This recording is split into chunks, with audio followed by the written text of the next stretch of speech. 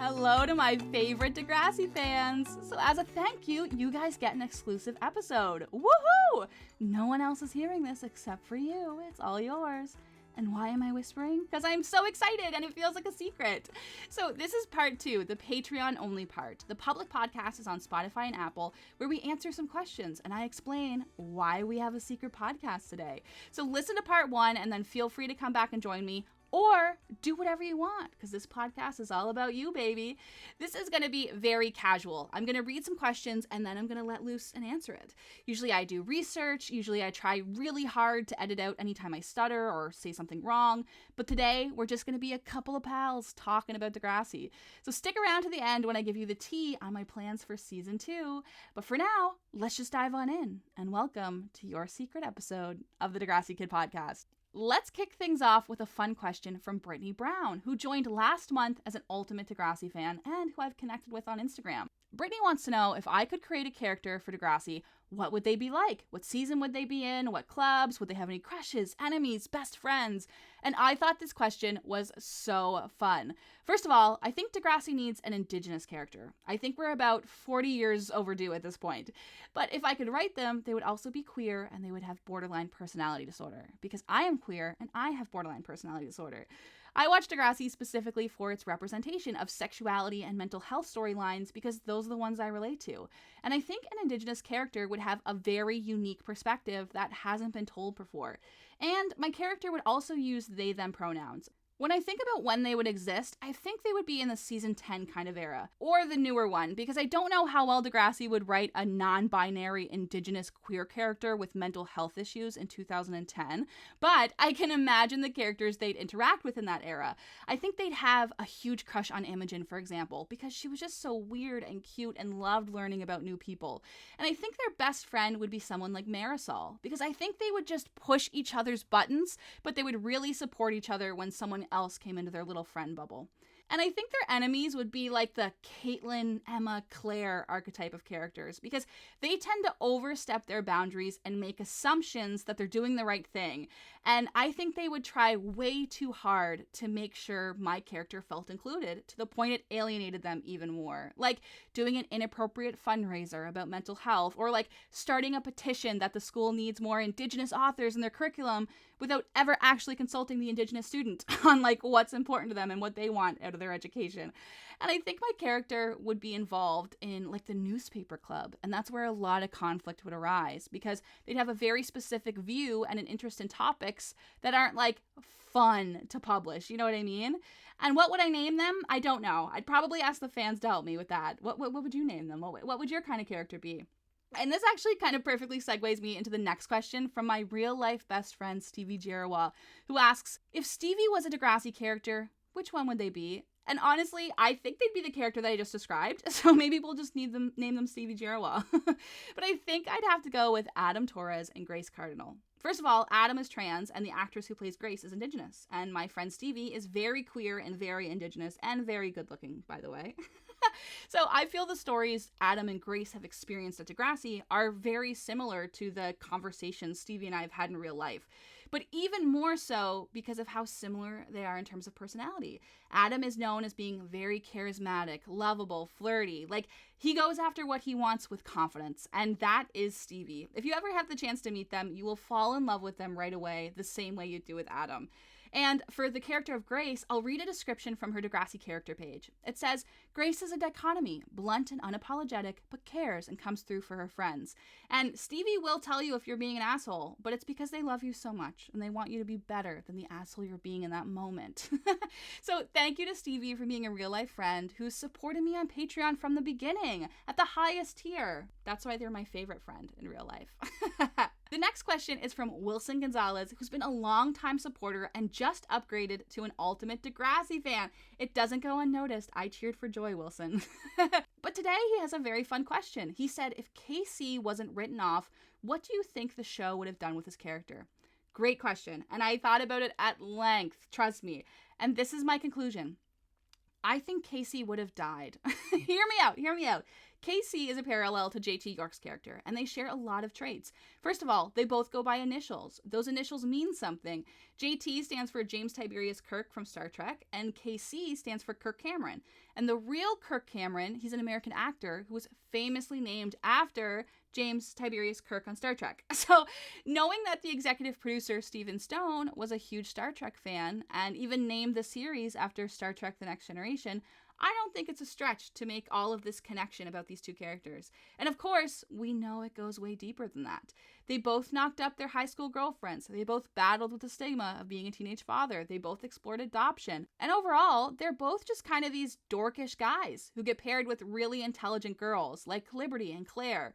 Then they go on to date a popular cheerleader type like Mia and Jenna. So already we can kind of figure out where Casey's path is going to go. And I think it makes sense that he left the show. I think his fate was coming either way. He's already been on it for 5 seasons, which is a very average run on Degrassi. You don't want to overstay your welcome, you know? And he already went through some really big things. He's been abandoned by his family. He had a kid. He went through sexual assault. He brought a gun into the school. I feel like at some point you're like, okay, if he's gonna stick around, he has to top all of that.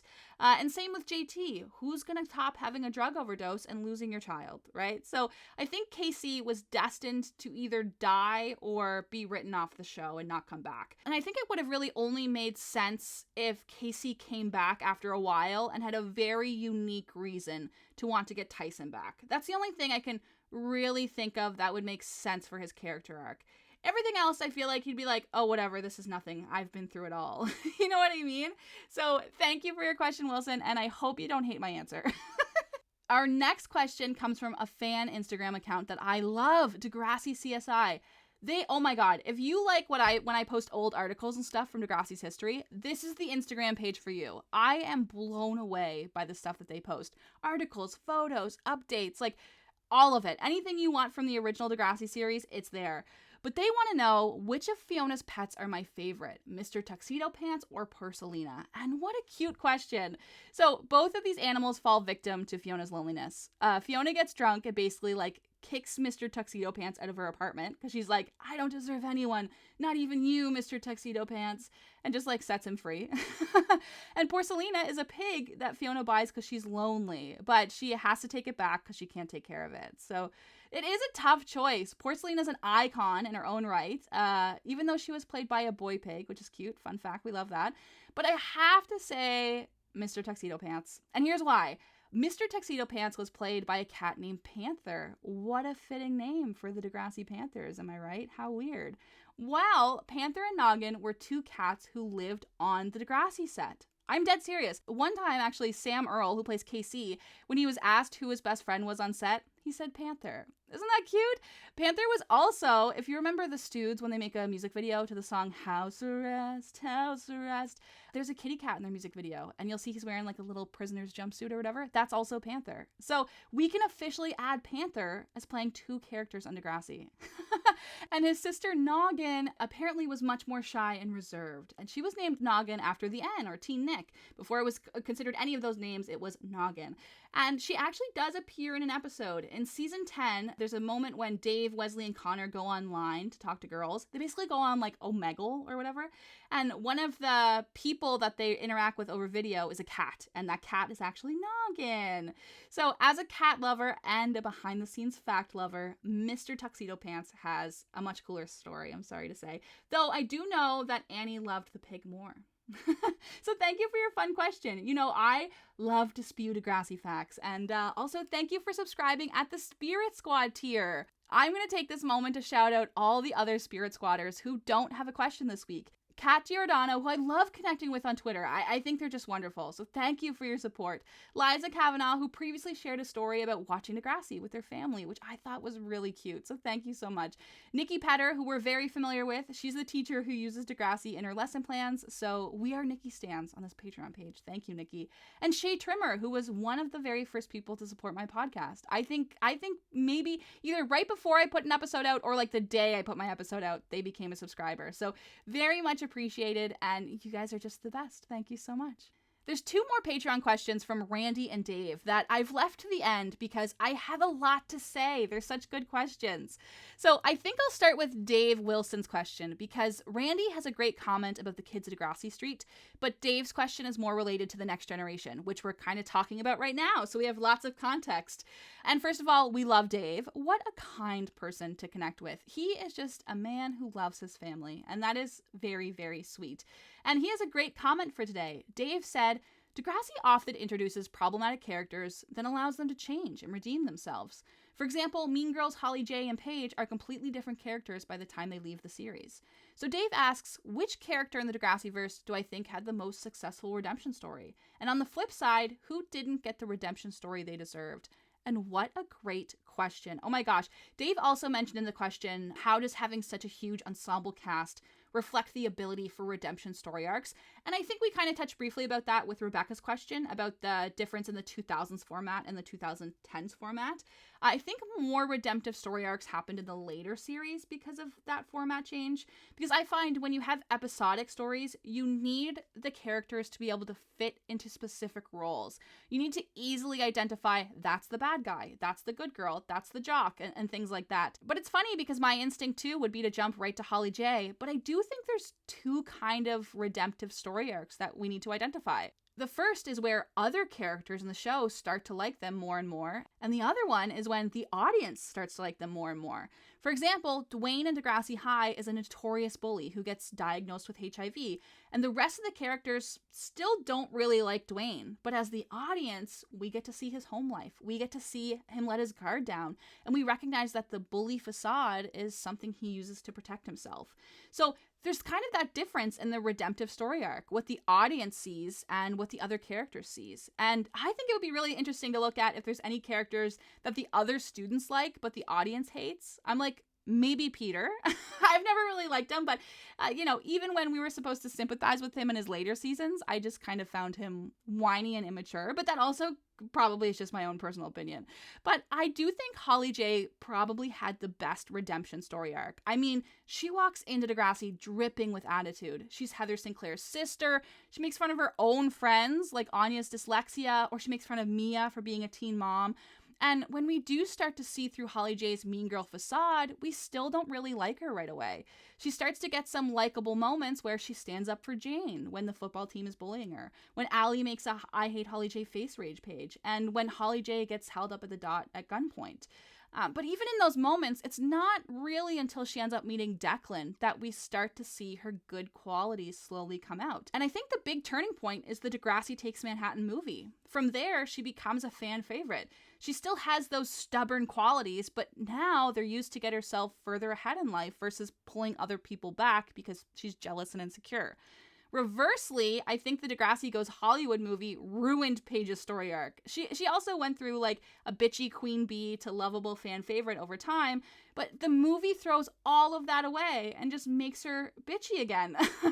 And because it's the end of her time on the show, that's what we're left with, right? And Lauren Collins said she doesn't even consider the movie canon. It's just a fun extra story and doesn't really like what they did with Paige. And also for context, the last time we checked in with Paige, she may have contracted HIV from her roommate Griffin. And we just never hear about it again. The next time we see her, she's living in LA and being mean to her friends. Like, I don't normally criticize writers' decisions, but like, what was that? And I will say, I think there are a lot of characters who miss out on redemptive story arcs. And you can blame that on an ensemble cast, but I do think there is a common thread on who doesn't get redemptive storylines. I'm thinking of characters who kind of start out on the show to push buttons and move everyone else's stories along, but never really manifest into their own stories. We don't see their home life, their lives are always wrapped up in someone else's story, or they just don't really get the chance to become their own independent and unique characters that we love. And I'm thinking of characters like Leia, Danny, Shantae, Marisol, Hazel, Damien. And I think they have a very specific thing in common that's hard to ignore.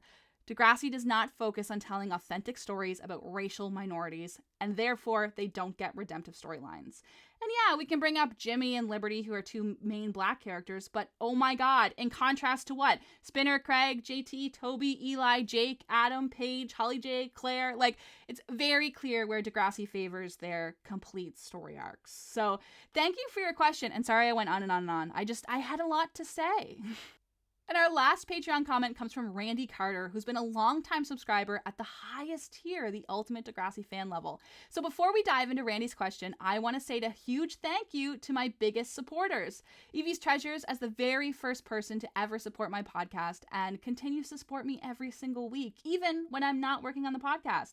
She has an Etsy shop where I get my Degrassi stickers. She makes Degrassi lanyards, and she's got tons of cool stuff. Max was also someone who joined before I even made an episode. They were on the second podcast where they talked to fans about what Degrassi means to them.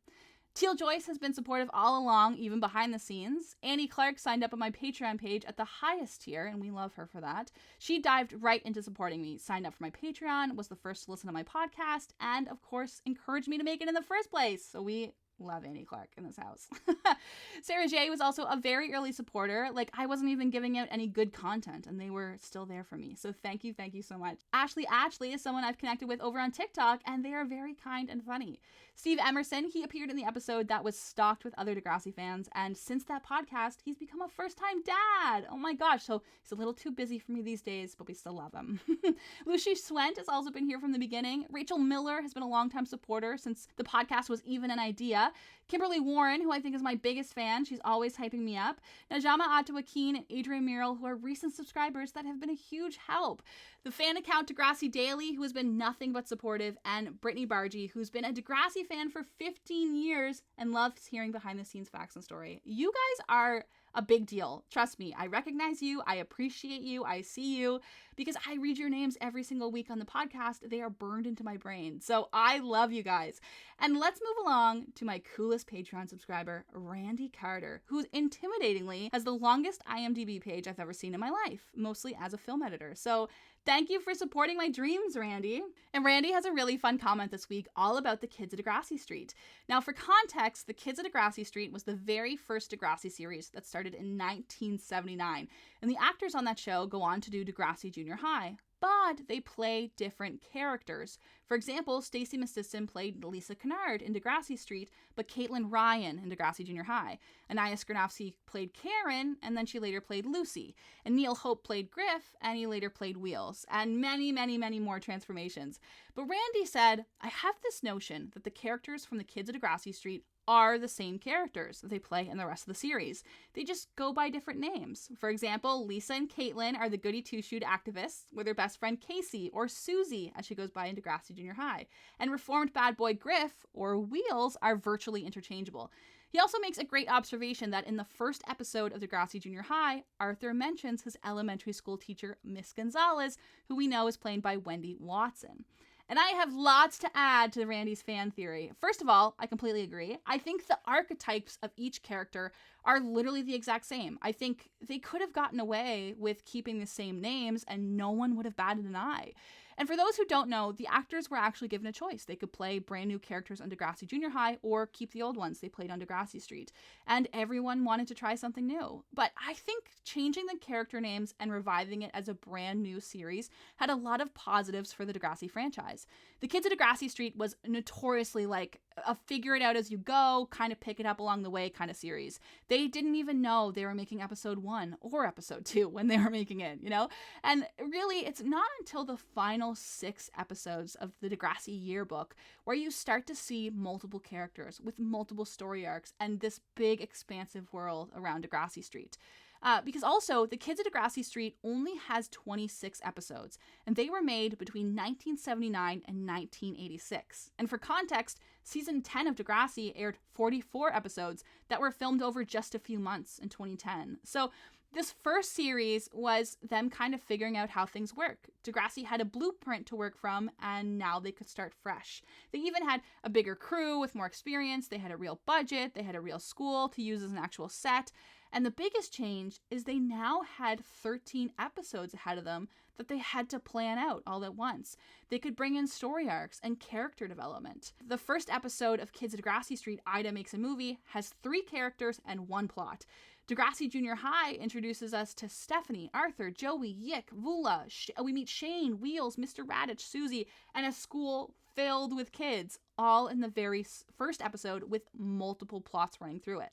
By restarting the Degrassi series, they were able to really disconnect from that experimental world on Degrassi Street while still running with all of the things that worked well on the series. So with a new world, they didn't have to address things like, where is Lisa's older brother Neil? Is Griff still in a street gang? And wouldn't the older characters like Cookie and Ida be in grade 8 when they started in junior high? Where are they?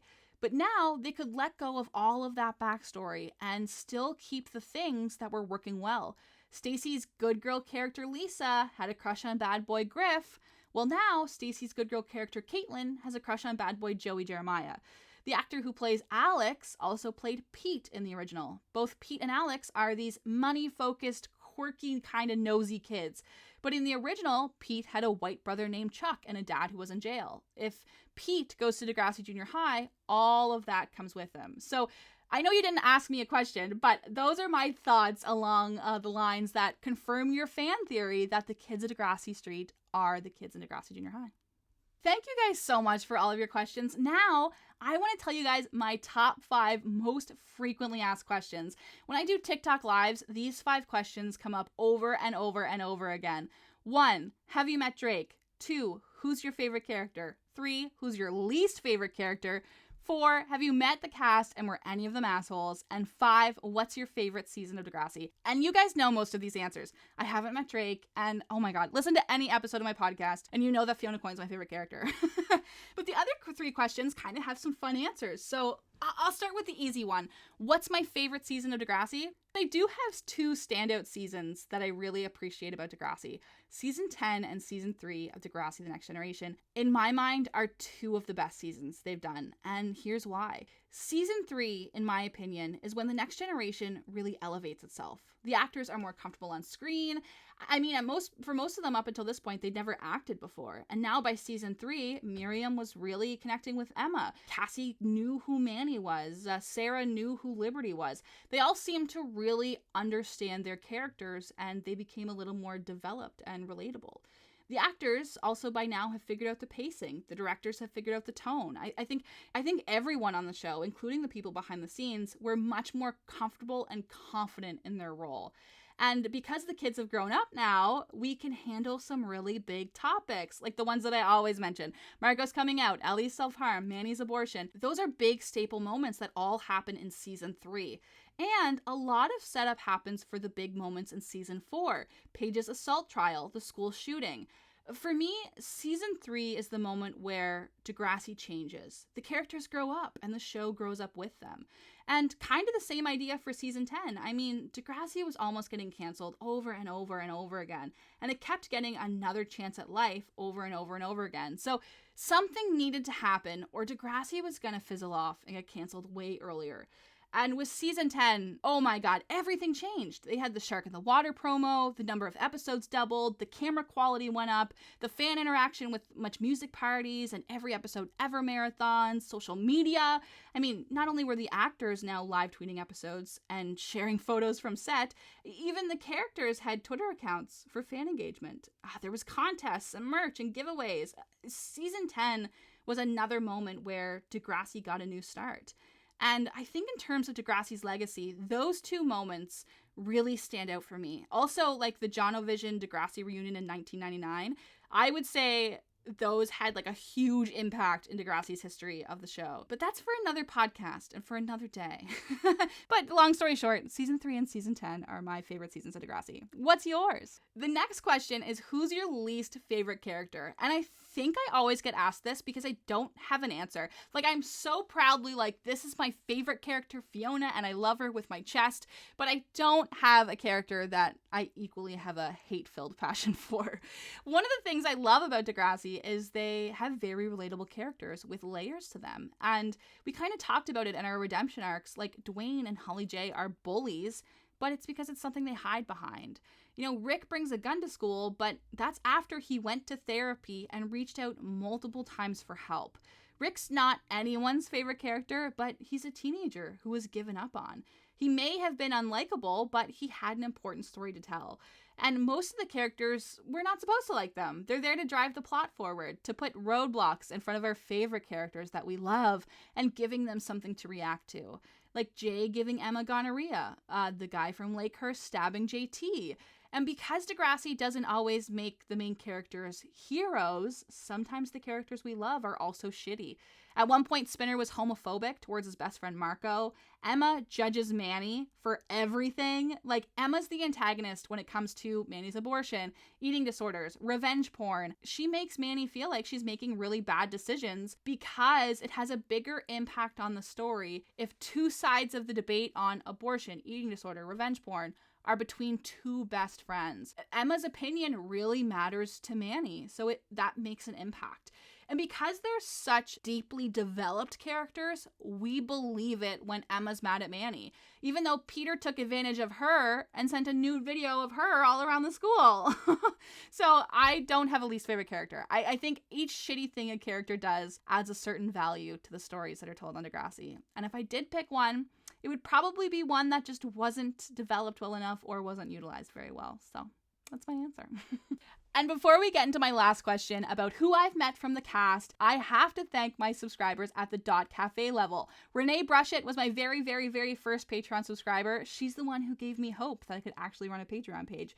DP2099 found my podcast in a Facebook group and reached out about why they love Degrassi so much, and it meant the world to me. Sandra Elizabeth and I also connected over Facebook and TikTok, and they've been a pleasure to chat with. Tanisha Maney, who also loves Ellie just like I do. Lori Clark, who's Annie Clark's mom and the kindest human being on the planet. Jade Morrison, who's a big Degrassi fan. My dad is also signed up. Thanks, Dad. And Alyssa, who is the most recent subscriber. They joined like literally 2 days ago. So thank you so much. You guys mean the world to me.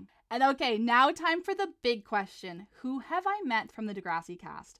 So for this question, I actually sat down and counted, and I've met 48 people from Degrassi. What? I won't sit here and list every single one of them, but I'll give you an idea of who I've met. First of all, a huge shout out to Pat Mastroianni, who plays Joey Jeremiah on Degrassi. He hosts Degrassi cast reunions, Degrassi cast meet and greets, and I have to say, he's my OG Annie Clark. Like, he's mailed me signed posters, he always checks in on me at fan events to make sure I'm having a good time, and he's even reached out to me before asking for helps on different reunion projects, which I think is so cool. He has a website called DegrassiTour.com where he sells merch and signed headshots and does shoutouts and all of that crazy cool stuff. So because of his reunions, I've met 26 actors and creatives from the original Degrassi era. Isn't that crazy? Fan favorites like Joey, Caitlin, Spike, Snake, Tessa Campanelli, and so much more. As well as Kit Hood and the creative team on the original series, which I think is very cool. Then, in the early days of the Degrassi Next Generation, I was still a little too young to know about fan events at the time, but I have met the actresses who play Jane Vaughn and Liberty Van Zant. They are literally the nicest people ever. Those girls and the actress who plays Becky Baker made me feel like I was a rock star. They made me feel like they were meeting me. Sarah Barabel-Tasauer played Liberty, and she's a DJ in real life now, and I got to go meet her and see her perform, and it was incredible. Then, from the later half of the series, I've met Eli Goldsworthy, Tristan Milligan, Katie Matlin, Frankie Hollingsworth, all kinds of really nice, kind-hearted people, and of course, Fiona Coyne. But the big question, were any of them assholes? I get this asked a lot, but there is one experience I'll tell you guys about, although I am kind of hesitant to share it. It is a story where someone from the show should have absolutely been an asshole to me. I was invited to a podcast, and they were interviewing like Linda Schuyler and writers and actors, and one of those actors was Melinda Shankar, who plays Ali Bandari, and I was there being interviewed as a Degrassi superfan. So at the podcast, we were sat in order of our interviews. So I had met Melinda a little earlier in the night. We shook hands. We were sitting next to each other, and when I came down from my interview, I went to sit down in my seat, and keep in mind, the audience is full of Degrassi fans. Actors are sitting in the audience. Annie Clark just surprised me and just watched me do this interview. Like, I am full of adrenaline and nerves and everything, right? My heart is pumping. So I go to sit back down next to Melinda, and she has a cup of water in her cup holder, and I knocked into it and spilled it all over her. Oh my God. And because of our lineup, like, she was the very next person who had to go up on stage. So she had to quickly try to dry herself off, and then she went up and did her interview, like, still half wet from the water I spilled on her. I wanted to die. Oh my God. And she was so nice about it. Like, I wish she was mad at me. It would make me feel so much better about it. Oh, and then a few years later, she posted on Instagram about a movie she was doing, and I commented like, congratulations or whatever. And she said, I'd invite you to the premiere, but I'd have to wear a raincoat. I'm like, oh no, this is the impression I've made of Melinda Shankar. I'm the girl who spilled water all over her. Oh my God. So Did I have a bad fan experience? Yes. Was it entirely my fault? Also yes. I also think, like, I've probably definitely embarrassed myself in front of Annie Clark, but making Annie Clark laugh is, like, my favorite feeling in the world. So I don't feel embarrassed, although sometimes I probably should. And also, I think the big thing, too, is if I did have a bad fan experience, I actually don't think I would publicize it. I haven't, but I still don't think I would do that. I think at the end of the day, the Degrassi cast are people, and as much as I idolize them for playing my favorite characters on my favorite TV show, they really don't owe me anything, and it's important to me that I do not expect anything from them. It makes the experiences I do have feel so much better, because I appreciate the moment as it's happening, and I'm not hoping for something more, you know? Since I've been a super fan for so long, I've developed some personal boundaries that I've set as a fan between the cast. I don't talk about them personally unless they've publicly commented on it themselves, and only if it would add to a positive discussion about Degrassi. Like, for example, Adamo coming out of the closet after his character Marco did. That's very personal, but he's talked about it in interviews, and I think it's really beneficial for fans to learn about. But I gotta say, I know every behind-the-scenes story about Degrassi, so I also know the bad stuff. I know who's gone to prison. I know who's posted racially insensitive content online. I know who's actively anti-Degrassi and argues with fans. But I don't think that just because you were a child actor on my favorite TV show, that your life and your decisions and your opinions should automatically become open for debate, you know? So I would say if you ever hear someone talking about a bad experience with celebrity, I would suggest asking yourself, did they go in with fair expectations of that human being? Because that is just a person after all.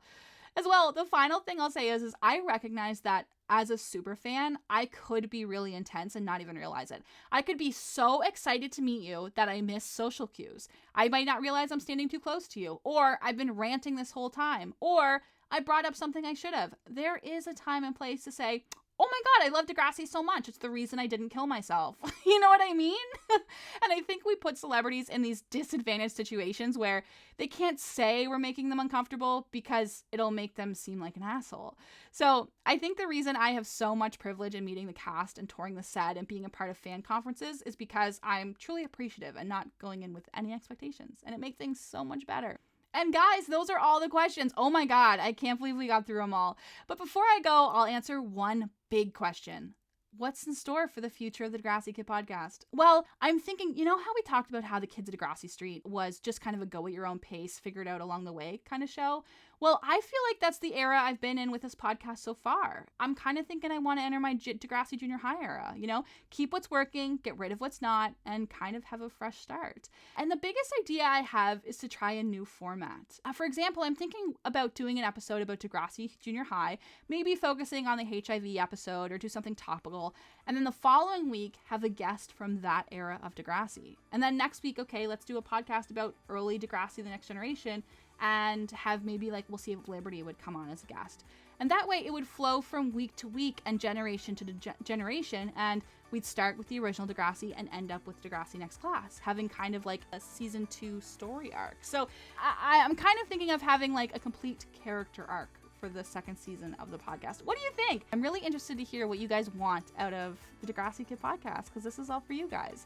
But I have lots of ideas, and I'm going to take some time to work on them, and I'll be staying in touch with you guys, my loyal and loved Patreon subscribers. So thank you so much for listening to this special episode, and I truly hope you enjoyed it. And I'll talk to you guys soon. Bye-bye!